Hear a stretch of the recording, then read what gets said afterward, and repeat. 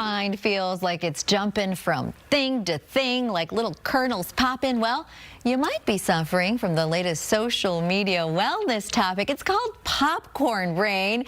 And we want to welcome Dr. Patricia Iguatu, family medicine physician with Kaiser Permanente in Capitol Hill, here to explain that popcorn brain. I love popcorn, but this doesn't sound that good if I'm being real honest with you. What is it? I agree.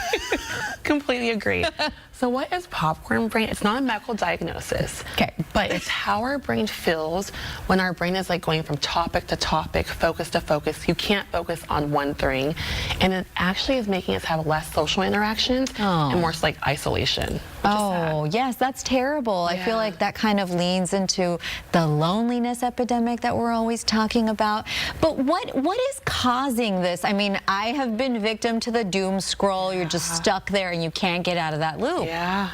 And it's constant exposure to screen time. Like your brain is having this overstimulus from like positive or negative content, but your brain is starting to love it from that dopamine hit. So it's craving it more and more. And so people are just gravitating to their phones, always grabbing it versus like communicating.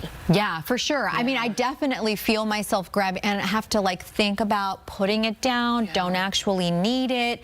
Is that one of the first signs? Are there other signs that this might be an issue for us? Yeah, I think that's one of the first signs, like, hey, I am more likely to like grab my phone. I don't want to talk on the phone. Sometimes people have more social anxiety and like less communication, less empathy. Oh. So it's like all these things that start to pop up a little bit more and you start to ask yourself like, what's going on? Okay, so what are some of the other sort of real life impacts? We talked about isolation.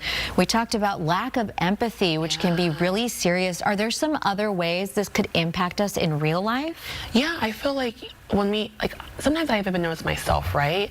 If I'm having less communication, like your work's gonna get less productive, less interactions with your family or friends, that social interactions keeps going down and down. And then that can lead to, so like we talk about like the mental health stuff around anxiety. Yes. So yes, it can. Oh my goodness. And you know, I'm just thinking about a conversation I just had with my husband and son. My husband decided that our son could not watch short form videos on screen time because we had noticed that, you know, he's a wonderful little boy, but like the grumpiness would creep in when there was too many short forms. So it's like needing to be able to focus is so important for us. Yeah, and it's, you know, because kids are getting that exposure younger and younger versus us as elderly, like we've had less of that. So it's really important that you have those conversations too. Wonderful. And I think one of the things that can be really challenging is the idea of like, do as I say, not as I do. Like the whole family has to be involved in fighting popcorn brain. I completely agree. We all have to do it. Oh my goodness. Okay, what are some other ways that we can sort of counteract this need to consume like this constant dopamine hit? I think the realization that affects all of us, whether we think it's not, but it is. And then like setting those boundaries. So like if it's like, hey, like on Instagram, you can have a time app, right? And they can warn you like, hey, you've been on for too long, you have 15 more minutes. You can set those out for different apps. You know, you can have a goal, so like communicating with friends or family, if it's whether like writing or journaling, getting outside, picking up the phone to call a loved one versus picking up the phone to go on an app. Yeah. Those are some things we can do.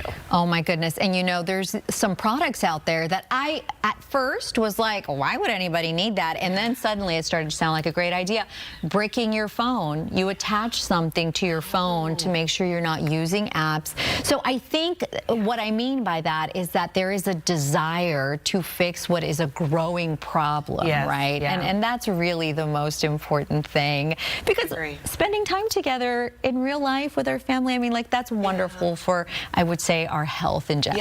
Yes. Those memories we create versus the memories, you're not going to remember the ones on our phone. No, you're not. Yeah, let's let go of that phone, everybody. Thank you so much for hanging out with us today. That was amazing stuff.